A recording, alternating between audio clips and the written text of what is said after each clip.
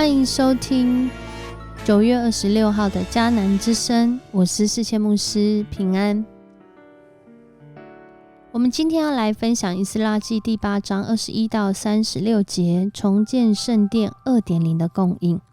如果所罗巴伯带领第一批以色列人回到耶路撒冷建造圣殿的建筑物，这是重建圣殿的 1.0 的话，那以斯拉在第7章开始带领以色列人民第二批归回耶路撒冷，要重建这个圣殿的制度，以及恢复人那敬拜上帝的心，就是 2.0。 在今天的经文当中，我们看见当他们愿意要回到耶路撒冷，要回应上帝预言的应验的时候，上帝就带领他们在那人看来有许多未知的危险跟这些挑战的时候，他们经历了真实的平安和供应。要来祷告 RPG 的经文在诗篇84篇11到12节。主上帝是太阳，是保护者，他给我们恩惠光荣，他从不留下一样美好的事物，不赐给行为正直的人。上主万军的统帅，信靠你的人多么有福啊！真的是信靠上帝的人，真的是有福的人，因为他从不留下一样美好的事物，不赐给那行为正直的人。在疫情期间，有许多的店家因着疫情熄灯。有一间早午餐店的老板，他则经历上帝的保守和供应。他自己说农夫是靠天吃饭我真的是靠神吃饭。细数他过去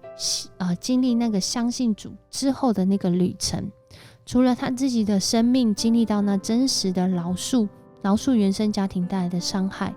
他也在这个信主的过程中，在信仰群体中被装备、被塑造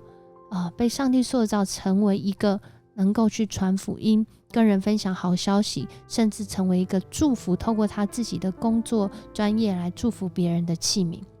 而这一路上的供应很多时候都是在人以为是苦难和意外当中，经历那出人意外的平安。在他人生里面，他说他曾经遇到走在路上走在人行道上就被车子不知道哪里开过来的撞飞，结果在那个撞飞过程中，他却意外的毫发无伤。这怎么可能呢？后来调监视录影器一看，当他被撞飞的时候，他的那个在天空中的那个空中的那个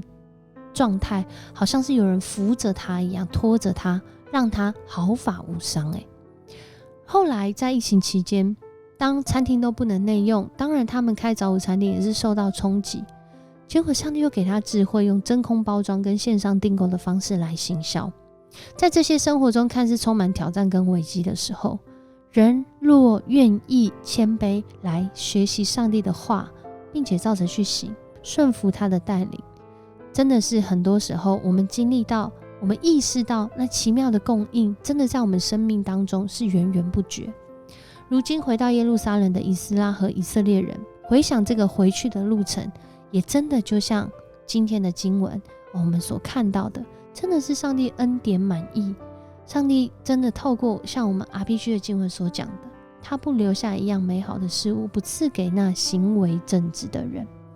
而以斯拉所带领这第二批要归回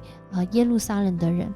就在这个过程当中，他们寻求神的心意，在那里禁食祷告，他们求主来保守、来保护、来供应他们，不仅是让他们回去毫发无伤，更是让他们所带的这些财物都不会失去然而在这个经文里面真的是让人觉得哇，很 shock， 真的上帝真的是这么妙上帝真的是这么好上帝真的是在我们愿意回应的时候，不仅是给我们，还加给我们。当我们看到这段经文的时候，这是第二批要回到耶路撒冷的以色列人们。然而他们要带的这些器物，这些放在圣殿里面的贵重物品，或者是这些所需要的资源，是远超过第一批回到耶路撒冷的这些人第一批回去大概是5万人左右，然而这5万人当中，他们所带的东西远远的少过这一批第二批要回去的以斯拉所带领的这个团队。这个团队我们就用一个比较，就让我们可以很清楚知道，第一批回去的时候是5万人，第二批回去大概5000人。然而第一批回去的时候所带的银子可能是我们用现在来算是 2.9 公吨，然而第二批要带回去的银子是122公吨。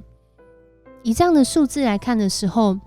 我们大概可以想象这个回去的旅程其实会充满挑战哦。因为这路上会不会遇到抢匪，会不会遇到那些预先知道他们要带东西然后在路上抢劫他们的人，或者是趁他们休息的时候，或是趁他们正在这搭营的时候来攻击他们，这都是有可能的。然而他们禁食祷告，寻求上帝的保护保守，他们决定不用这个皇帝出兵来派军队保护他们。在这里我们可能会想，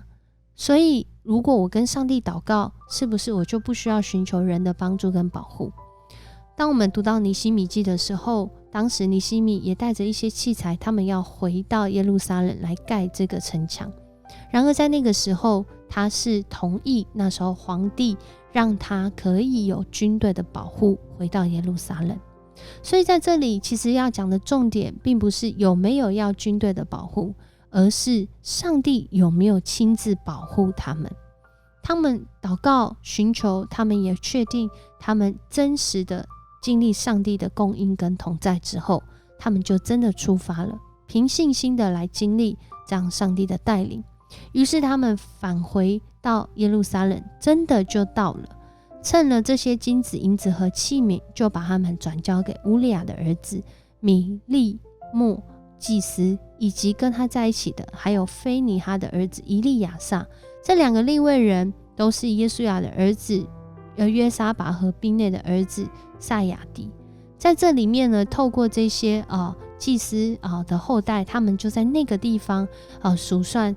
他们带回去圣殿的这些器物，要开始预备，要让上帝在圣殿的制度上面的建立，来恢复以色列人他们在圣殿礼仪上的敬拜。我们看到这里，我们真的是看到上帝的恩典带领，透过他的预言，他的预言不会落空，而且会应验在寻求他、愿意顺服他并且回应他的人们的生命当中。当我们读到这一段经文的时候，真的是很感谢神哦。当他的心意临到我们身上，在人看来是那缺乏是需要的过程中，但当我们以感恩的心，那个能够寻求神心意跟恩典的心，真的是这样去实践，这样去行动的时候，我们就经历到上帝他出人意外的平安与我们同在。他是掌管这个世界万物的神，他也是赏赐人有丰盛祝福的神。而我们真实相信吗？我们可以来细数一下我们近来所经历到的，有哪一些事情，有哪一些日子，有哪些时刻，我们真实的经历上帝恩典的陪伴呢？我们为此献上感恩，也将我们的需要交托，因为的确在我们生活当中真的是有那些挑战跟困难。然而当我们愿意相信上帝的应许，我们来回应的时候，上帝必定掌权在其中。我们一起来祷告。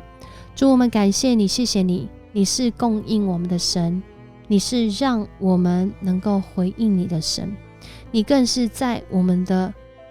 挑战跟困难当中亲自掌权的神。主，你保守以斯拉他们能够带着这么多贵重的物品回到耶路撒冷。我相信主，你也能够保守我们，在我们今天不论去到哪里，当我们行在主你心意当中，那出人意外的平安真的是临到我们每一个寻求你的人身上。你愿意将一切的好处赏赐给你的儿女，你从不留下一样美好的事物不给那些行为正直的人。主，为此献上感恩，为你的话语能够实现在我们生命中，向你赞美。我们这样祷告，奉主耶稣的名求，阿们。很开心跟你一起分享迦南之声。愿上帝赐福你，也经历以斯拉，当他回应上帝的时候，他就经历那丰盛的供应。这些供应不只是从王而来，从这些贵族，其实也从这些还没有回到耶路撒冷的以色列人，他们身上所奉献的。很多时候上帝兴起环境，调度万有，为的就是让我们生命走入他的命定。相信上帝必定掌权在你的今天。我是世谦牧师，我们明天见。